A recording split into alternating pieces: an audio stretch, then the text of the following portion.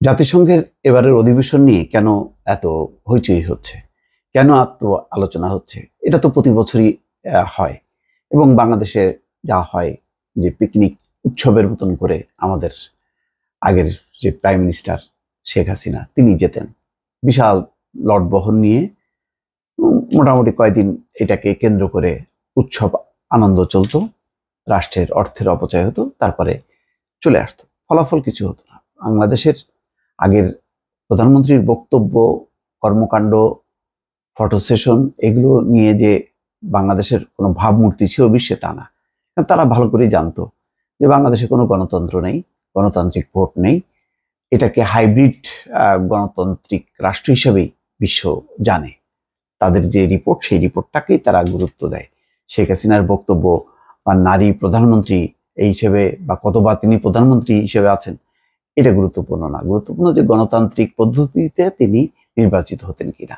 যেহেতু নির্বাচিত হতেন না, একেবারেই তারা এটাকে স্বৈরতান্ত্রিক রাষ্ট্র এবং স্বৈরাচার হিসেবেই শেখ হাসিনাকে গণ্য করত, যদিও শেখ হাসিনা বা তার সাঙ্গপাঙ্গরা কখনোই মানবে না। তো যাই হোক, এবারের প্রেক্ষাপটটা কেন ভিন্ন? দুইটা তিনটা কারণে। যে বাংলাদেশ সম্পর্কে যেই ভাবমূর্তি ধারণা তাদের মধ্যে জন্ম নিয়েছিল, বিশেষ করে গণতন্ত্র মানবাধিকার ইস্যুতে, পশ্চিমা দেশগুলো, ইউরোপ, আমেরিকা, কানাডা, যুক্তরাজ্য, তাদের এই মনোভাবটা এবার আরো ব্রড আকারে তারা জানতে পারবে যে বাংলাদেশে গণঅভ্যুত্থানের ফলে একটা গণতান্ত্রিক, তথাকথিত গণতান্ত্রিক সাংবিধানিক একটা সরকারের পতন হয়েছে। তাহলে নতুন যেই সরকার, সেই সরকার হলো গণঅভ্যুত্থানের ফসল। এটা কোনো সাংবিধানিক নিয়ম মাফিক সাংবিধানিক অথবা গণতান্ত্রিক সরকার বলা যাবে না। কিন্তু তারপরেও তারা এটাকে যথেষ্ট পরিমাণ গুরুত্ব দিচ্ছে, যে তারা জানে এর পেছনে বিশাল জনসমর্থন আছে। তো এই সরকার বা রাষ্ট্র এখন কিভাবে চলবে আগামীতে, এটা তারা জানতে চাইবে বা জানতে চায়। তার আলোকে কিন্তু তারা বাংলাদেশের সাথে সম্পর্ক পুনঃস্থাপন করবে। অর্থাৎ তাদের আরো যে আগ্রহ ছিল বাংলাদেশের ব্যাপারে, অর্থায়ন বা কারিগরি নানান সহযোগিতার ব্যাপারে, বাংলাদেশের আর্থসামাজিক কাঠামো বা স্বৈরতান্ত্রিক রাষ্ট্র হওয়ার কারণে তারা মুখ ফিরিয়ে নিয়েছিল। এখন ডক্টর ইউনূসের কাজ, এমনি ডক্টর ইউনূসের সম্পর্কে তাদের ধারণা আছে, তার সম্পর্কে যথেষ্ট পরিমাণ তাদের ইতিবাচক একটি মনোভাব আছে, সারা বিশ্ব তাকে সম্মান করে। তো সেই ডক্টর মোহাম্মদ ইউনূসকে ঘিরে এবার একটা মূল আকর্ষণ জাতিসংঘের রাষ্ট্রনেতাদের। 193টা দেশ, সে সদস্য রাষ্ট্রের বহু গুরুত্বপূর্ণ রাষ্ট্র চেয়ে আছে যে ডক্টর ইউনূস বাংলাদেশ সম্পর্কে কি ধারণা দেয়, কি বক্তব্য নিয়ে আসে, এবং তার আলোকেই কিন্তু বাংলাদেশের সাথে সম্পর্ক আরো উন্নতি করবে। খেয়াল করবেন যে ইতিমধ্যে কিন্তু মার্কিন যুক্তরাষ্ট্রের একটি প্রতিনিধি দল, 6 সদস্যের প্রতিনিধি দল সফর করে যাবার পর একেবারেই নাটকীয় পরিবর্তন হয়েছে। বিশ্বব্যাংক, এডিবি, আইডিবি, জার্মান, নানান দেশ কিন্তু এখন সাহায্যের হাত বাড়িয়েছে এবং বিপুল অর্থায়নে তারা প্রতিশ্রুতি দিচ্ছে।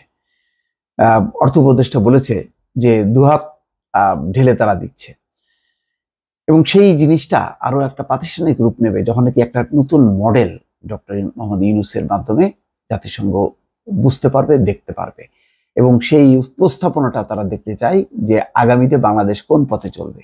সেই জিনিসটা তারা একদম ফর্মালি জানতে চায়, বুঝতে চায়। তো এবং বাংলাদেশও বোঝাতে চায়, বাংলাদেশ বলতে চায় যে আগের বাংলাদেশ যেটা তোমরা দেখেছো সেই বাংলাদেশ আর এখন যে বাংলাদেশ যাত্রা শুরু করলো, আগামীতে যেটা আসবে সেটা একেবারেই ভিন্ন। সেটা হবে গণতান্ত্রিক, সেটা হবে মানবিক, সেটা মানবাধিকার অধিকার সমুন্নত রাখার একটা দেশ। এবং ইতিমধ্যে জানেন যে গুম বিষয়ক যে সনদ বাংলাদেশ স্বাক্ষর করছিল না, সেটা কিন্তু বাংলাদেশ স্বাক্ষর করেছে। তো ফলে এটাও একটা গুরুত্বপূর্ণ বিষয় যে বাংলাদেশ গুম খুনকে বন্ধ করতে চায়, বিচার বহির্ভূত হত্যাকাণ্ড করতে চায়। এমনকি আন্তর্জাতিক যে তদন্ত জাতিসংঘের মাধ্যমে সেটাও কিন্তু শুরু হয়েছে, তার প্রাথমিক তদন্ত কাজ ইতিমধ্যে চলছে। ফলে যেখানে আন্তর্জাতিক তদন্ত সংস্থা বাংলাদেশে আসতে পারবে, গুম বিষয়ক সনদে স্বাক্ষর করেছে এবং বাংলাদেশ কমিটমেন্ট করছে যে বাংলাদেশ হবে একটা সত্যিকারের একটি গণতান্ত্রিক রাষ্ট্র। তো সেই বিষয়টা তুলে ধরা, তারপরে ইউরোপ, আমেরিকা তারাও বাংলাদেশকে একটু আত্মস্থ করা, বোঝা, এই কারণে জাতিসংঘের এবারের অধিবেশনটা খুবই গুরুত্বপূর্ণ। অন্যদিকে পশ্চিমা দেশগুলো ইতিবাচক হলেও ভারত নানাভাবে প্রচারণা চালাবে। তারা ইতিমধ্যে বাইডেনের সঙ্গে দ্বিপাক্ষিক বৈঠকে বাংলাদেশ ইস্যুতে বাংলাদেশ সম্পর্কে নেতিবাচক ধারণাই দিয়েছে। তারপরে হয়তো অন্যান্য পশ্চিমা নেতাদের সঙ্গেও নরেন্দ্র মোদী যখন বাংলাদেশ প্রসঙ্গ আলোচনা হবে এই অঞ্চলে, তখন বাংলাদেশ সম্পর্কে একটা নেতিবাচক ধারণা দিতে পারবে। ফলে এটা আমাদের জন্য বা নতুন অন্তর্বর্তী সরকারের জন্য একটা বিশাল একটা চ্যালেঞ্জ হবে যে এই ধারণাটাকে কাটানো। ভারতের একটা প্রভাব আছে, সেই প্রভাবের বিপরীতে ডক্টর ইউনূসকে কাজ করতে হবে। অবশ্য তারা এটাও দেখবে, ডক্টর ইউনূসের সঙ্গে নরেন্দ্র মোদী বৈঠক করেননি, এটাও হয়তো বুঝতে পারবে যে ভারতের যেই মুখে মুখে যেটা বলে আসলে বাস্তবে যে একটা সংকীর্ণ পররাষ্ট্রনীতি অনুসরণ করে সেটা বুঝতে পারবে। তো সব মিলিয়ে এটা বাংলাদেশের জন্য এবার খুবই গুরুত্ব বহন করে এই জাতিসংঘের এই অধিবেশন। দর্শক ভালো থাকবেন, আল্লাহ হাফেজ।